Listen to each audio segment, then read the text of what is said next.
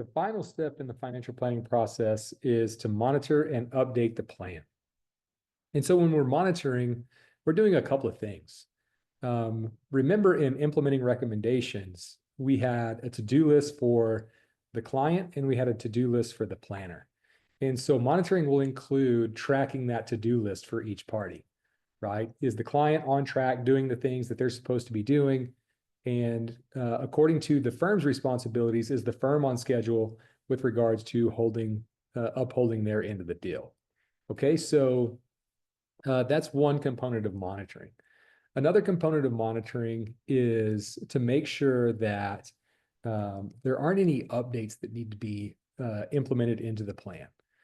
One thing that you'll find out for sure, and you can probably recognize in your own life, is that your preferences and priorities are kind of constantly evolving, right? As new circumstances arise, as you change life phase, whatever the circumstance may be, preferences and priorities oftentimes change as circumstances change. So this is a good chance to come back to the client and say, is there anything that is new, right? Is there anything that isn't working well? Is there anything that we need to incorporate into the plan, basically, that isn't already incorporated into the plan that would help you ultimately be successful? And then the last thing we like to do is measure progress. This is a really big deal.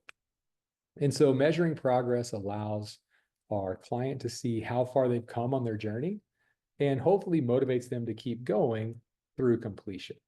A good check-in to reflect on the journey is always motivation to keep on the journey. So monitoring progress and updating the plan is really what makes this a circular process. We talked about this in a previous video, though, because as soon as we have a change, as soon as we have an update, as soon as we have a new goal, preference, or priority, we have to go back to, at a bare minimum, step 2, right? Where we determine goals and their priorities.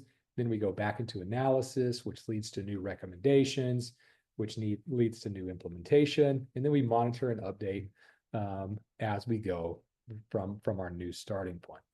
So this is an exciting part of the financial planning process because it speaks to the relational component that's so important. Building trust and building camaraderie and relationship with our client allows us to constantly grow closer to what they're trying to accomplish, be more familiar with how they operate financially, and ultimately provide the best solutions that we possibly can as we move forward with our clients.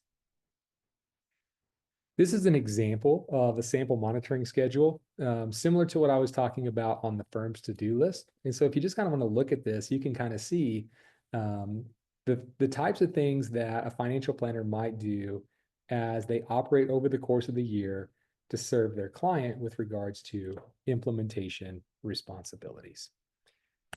Well, I hope you've enjoyed these videos over the financial planning process. We're going to move on, and our next videos are going to be over some of the components of the financial planning industry and also some of the compensation models that are common in practice as well.